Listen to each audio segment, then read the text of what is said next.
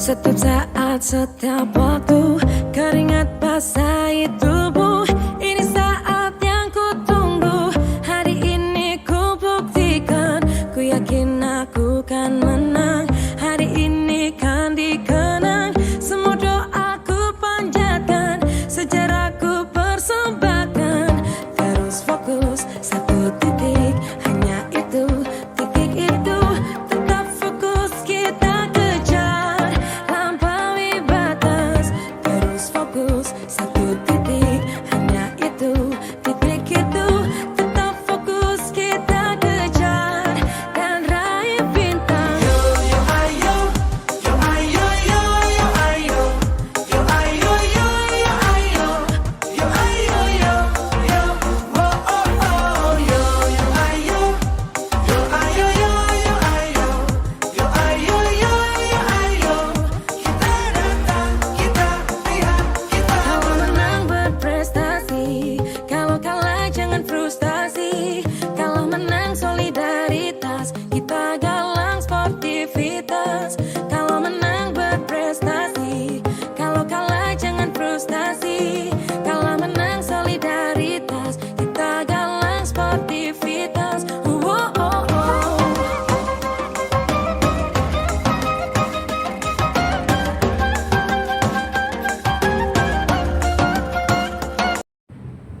Bismillahirrahmanirrahim. Assalamualaikum warahmatullahi wabarakatuh. Yang kami hormati Ibu Kepala TK Bakti Bu Rahmayati SPD Aur, yang saya sayangi teman-teman kelompok belajar TK Bakti, ini terdiri dari guru TK Bakti. Terima kasih atas kesediaan Ibu Guru dan juga Ibu Kepala Sekolah untuk menghadiri undangan saya dalam rangka diseminasi program PKG PJOK, yaitu merancang pembelajaran berbasis proyek dengan komunitas belajar sekolah. Pada kesempatan siang ini saya akan mempresentasikan program yang saya rancang dalam PKG PJOK yang saya laksanakan selama kurang lebih 3 bulan, dan di puncak akhir kegiatan PKG PJOK itu kita diharapkan untuk bisa menemukan atau membuat sebuah program kegiatan yang berpusat pada peserta didik. Pada kesempatan ini saya akan mempresentasikan program kegiatan yaitu lintasan lompat seru dari tutup botol bekas, permainan fisik kreatif untuk anak usia dini. Terima kasih. Next. Latar belakang dari program ini, konteks dari programnya yaitu program ini dirancang untuk meningkatkan keterampilan motorik dasar anak TK melalui permainan fisik yang kreatif dan menyenangkan. Juga sama dengan program ini selaras dengan suara, pilihan, dan kepemilikan peserta didik. Artinya suara, pilihan, dan kepemilikan peserta didik di sini program ini nanti akan benar-benar saya tujukan untuk peserta didik. Jadi ide dari anak-anak akan kita gali untuk membuat permainan dari tutup botol. Kemudian kesenjangan atau kebutuhan dari latar belakangnya yaitu banyak anak yang merasa lebih terlibat dalam kegiatan yang memungkinkan mereka untuk berkreasi dan memilih apa yang mereka inginkan. Oleh karena itu kami merasa penting untuk melakukan sebuah kegiatan yang mendorong anak-anak untuk lebih aktif, kreatif, dan merasa memiliki program tersebut. Jadi mungkin selamanya anak-anak itu kalau di kelas saya yaitu anak-anak kurang bisa memiliki program itu karena biasanya kegiatan itu dilakukan karena perintah dari guru, karena contoh dari guru. Makanya dalam lintas seru ini nanti saya upayakan agar kegiatan nanti benar-benar berasal dari ide dari anak-anak. Next. Tujuan umum dari program ini adalah untuk meningkatkan keterampilan motorik kasar anak-anak melalui permainan lintasan lompat kreatif yang menggunakan tutup botol bekas. Secara spesifik, yang pertama, meningkatkan keterampilan motorik kasar seperti melompat dan keseimbangan pada anak-anak. Yang kedua, memberikan kesempatan pada anak-anak untuk berkreasi dan membuat pilihan dalam kegiatan fisik. Yang ketiga, menumbuhkan rasa kepemilikan anak terhadap kegiatan yang mereka buat dan mereka jadwalkan. Adapun capaian, langkah-langkah dan hasil yang diharapkan. Capaian yang diharapkan, jadi ini ada beberapa hal yang bisa kita harapkan agar dalam pelaksanaan program itu, yaitu yang pertama, peningkatan keterampilan motorik. Jadi secara motorik anak-anak bisa melompat, ya, menjaga keseimbangan dan mengkoordinasikan gerakan tubuhnya dengan baik. Jadi permainan nanti namanya permainan fisik, ya. Coba nanti bisa kita ulas lagi untuk pelaksanaannya. Kemudian yang kedua, peningkatan kreativitas dan kemandirian. Jadi anak-anak mampu membuat pilihan terkait cara menyusun tutup botol untuk membentuk lintasan serta merencanakan urutan lompatannya. Jadi dalam kegiatan nanti, dalam upaya untuk meningkatkan kreativitas dan kemandirian, anak-anak kita bebaskan untuk membuat lintasannya sesuai dengan pola yang mereka inginkan. Jadi misalkan pola zigzag, mereka bisa membuat pola zigzag, kemudian bisa melompat dan berjalan sesuai dengan pola yang mereka buat. Kemudian capaian yang ketiga, peningkatan rasa kepemilikan. Anak-anak merasa kegiatan tersebut adalah hasil dari keputusan mereka sendiri dan mereka merasa lebih bertanggung jawab atas pelaksanaannya. Artinya, kenapa dikatakan bahwa kegiatan tersebut adalah hasil dari keputusan mereka? Karena membentuk pola itu adalah anak-anak sendiri. Bisa pola zigzag, bisa pola melingkar, kemudian bisa pola bergelombang. Nah, itu nanti sesuai dengan pilihan atau bentuk pola yang diinginkan oleh anak-anak. Next. Kemudian langkah-langkah hasilnya, yang pertama, mengumpulkan tutup botol bekas dan mempersiapkan area permainan di halaman sekolah. Kemudian yang kedua, mengajak anak-anak untuk memilih dan menyusun tutup botol dalam berbagai pola untuk membuat lintasan lompat yang menantang.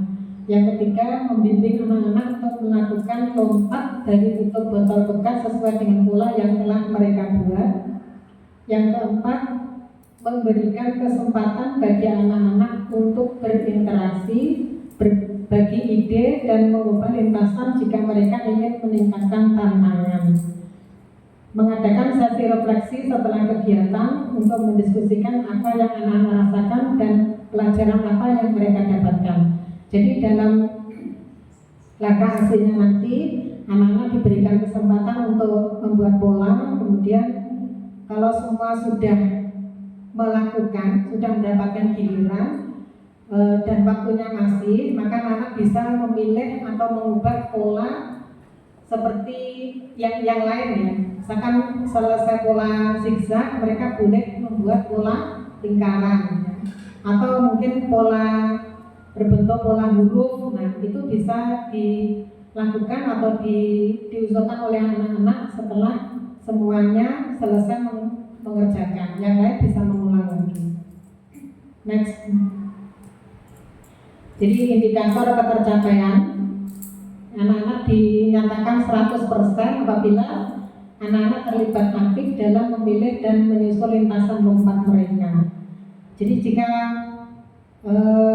semua anak dalam satu kelas itu semuanya aktif dan terlibat dalam kegiatan lintasan seru, maka bisa dikatakan kegiatan itu berhasil 100%. Kemudian 80% anak-anak menunjukkan peningkatan dalam keterampilan motorik kasar seperti kemampuan melompat dan menjaga keseimbangan. Kemudian yang 90% anak-anak merasa kegiatan tersebut menyenangkan dan mereka memiliki peran dalam membuat keputusan.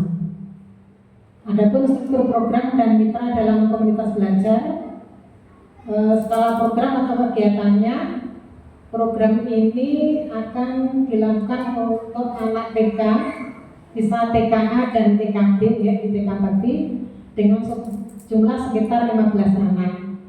Jadi kegiatan ini dilaksanakan secara bergantian dengan kelompok-kelompok kecil dan untuk memastikan setiap anak mendapatkan kesempatan yang sama untuk berpartisipasi aktif.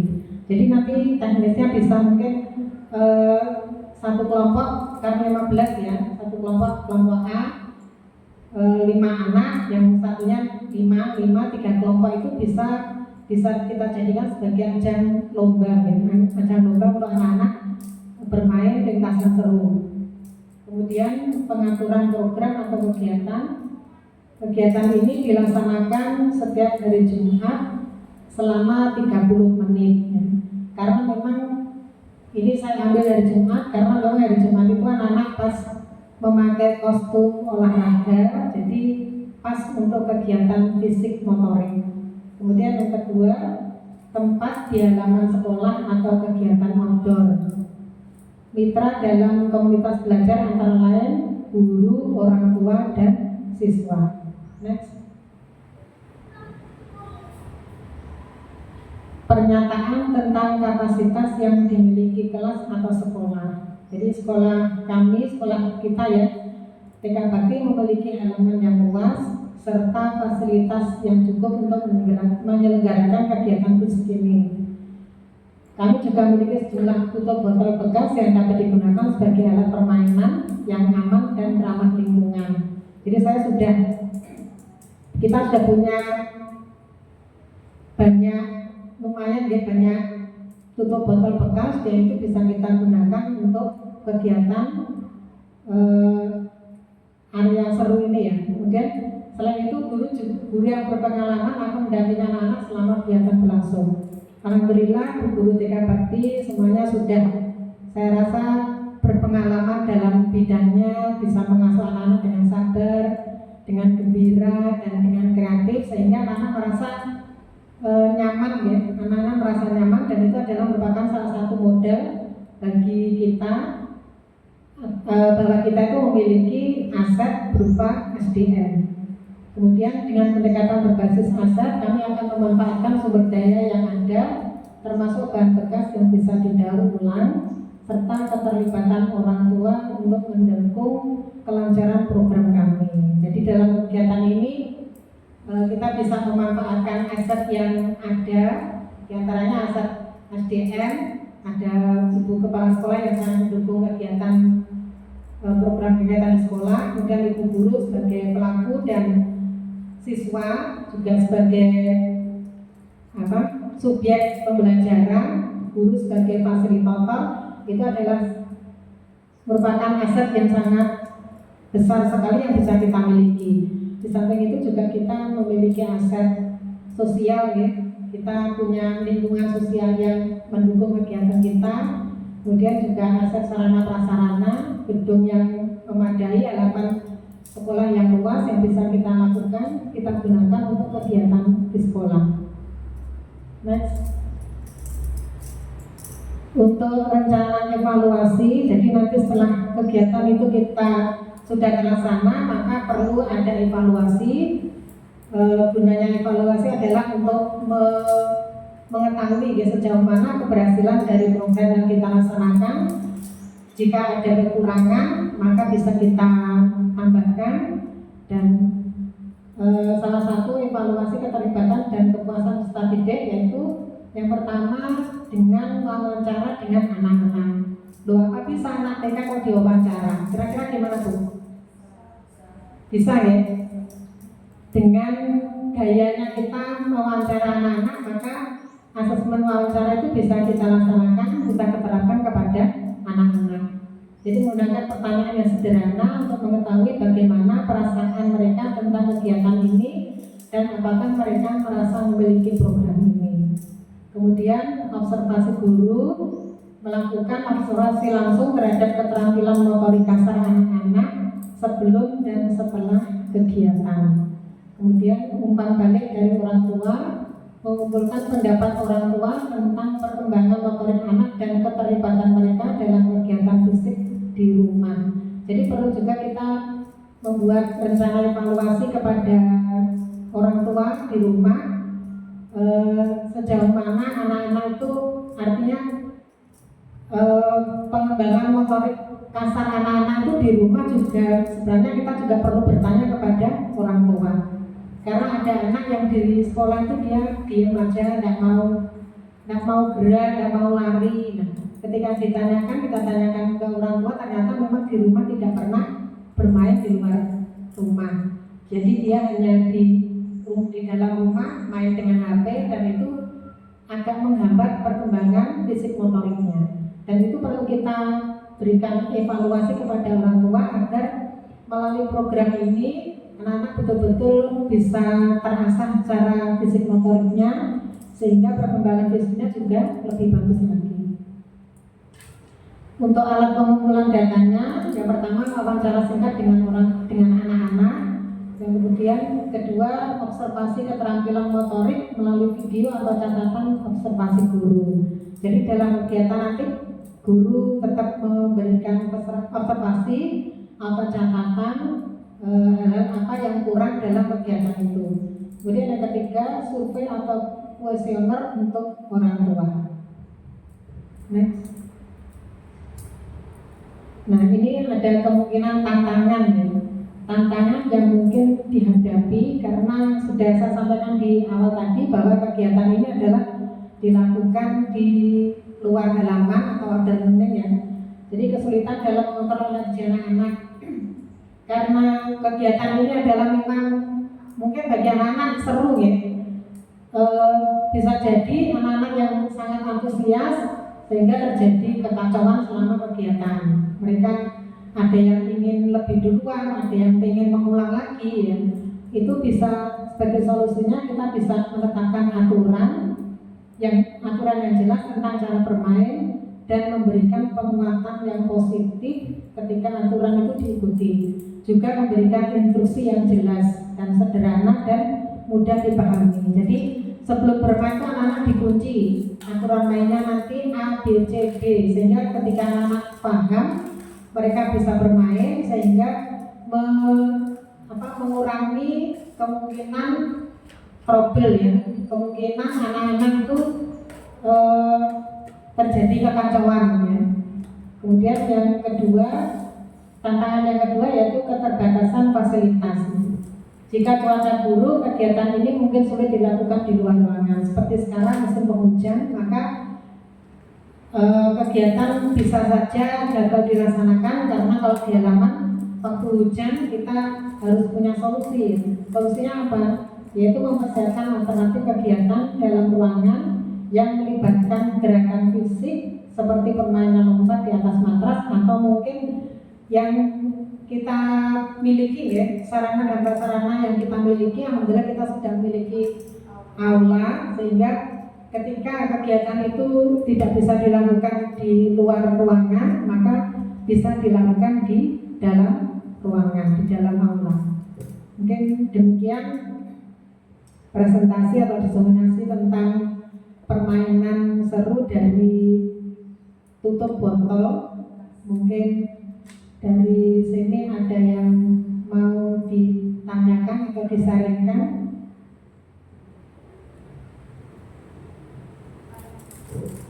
Oke, monggo Bu Yuni.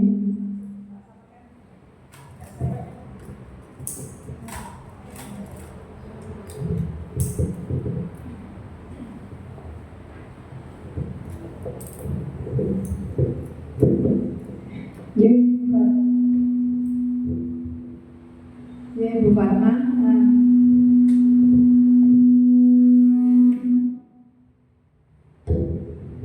Tadi Bu Fatma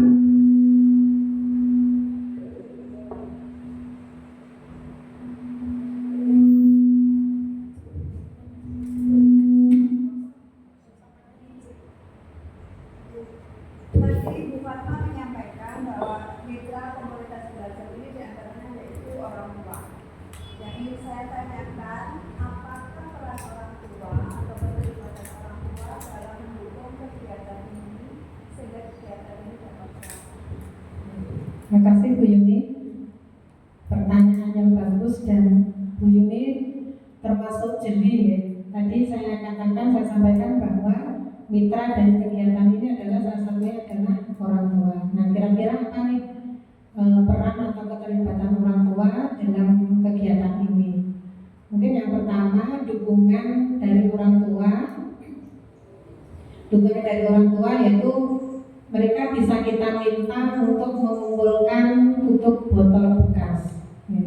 Jadi mungkin seminggu sebelumnya saya berencana untuk menyampaikan kepada orang tua murid siapa yang mempunyai tutup botol bekas bisa dibawa ke sekolah, dan itu kita mintakan kepada seluruh wali murid, artinya dalam satu kelas. Kalau dalam satu kelas ada 15 anak ya, 15 anak kali berapa, kemudian kali 7 hari, itu insya Allah nanti akan lumayan terkumpul tutup botol bekas. Itu yang pertama, keterlibatan dari orang tua. Kalaupun dari pengumpulan orang tua itu masih kurang, maka saya berencana, kebetulan ada orang tua yang tukang rosor itu loh Bu.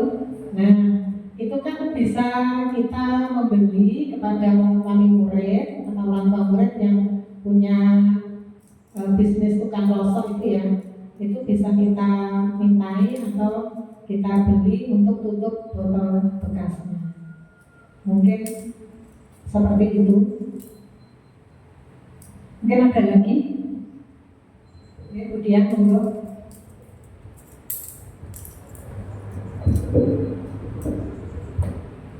terima kasih Bu Fatma. Tadi untuk teknik pelaksanaannya dibagi menjadi kelompok-kelompok kecil ngoten nggih. Ingin saya tanyakan itu bagaimana tekniknya nanti ketika anak-anak itu maju untuk melakukan permainan kreatif itu, atau majunya per kelompok atau satu kelompok itu maju per individu atau bagaimana? Terima kasih. Terima kasih kemudian pertanyaan yang bagus.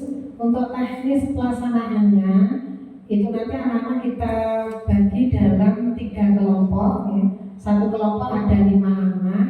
Nanti kelompok itu yang menentukan pola yang akan mereka buat. Misalkan kelompok 1 itu polanya melengkung, garis lengkung. Nah, itu adalah kesepakatan dari kelompok itu. Kemudian yang kelompok yang 2 harus beda. Kelompok yang kedua garis zigzag. Kemudian kelompok yang ketiga mungkin bentuk lingkaran. Dari ketiga kelompok itu 5 anak masing-masing 1 anak bergantian untuk praktek. Jadi di sini kita bisa mengetahui, ya, bisa mendeteksi bahwa setiap anak dalam satu kelas atau dalam satu kelompok itu pasti akan mendapatkan giliran atau kesempatan untuk melaksanakan kegiatan permainan itu. Jadi deteksinya di sini, per kelompok, per anak itu harus semuanya maju. Mungkin gitu kemudian. Ya, terima kasih. Mungkin ada lagi yang ditanyakan? Sudah paham ya? Ya. Demikian Ibu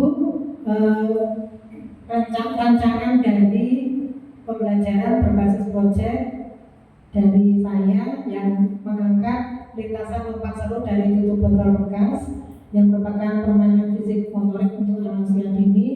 Semoga program ini bisa berguna dan bisa kita laksanakan, bisa memberikan manfaat untuk anak didik kita di TK Bakti.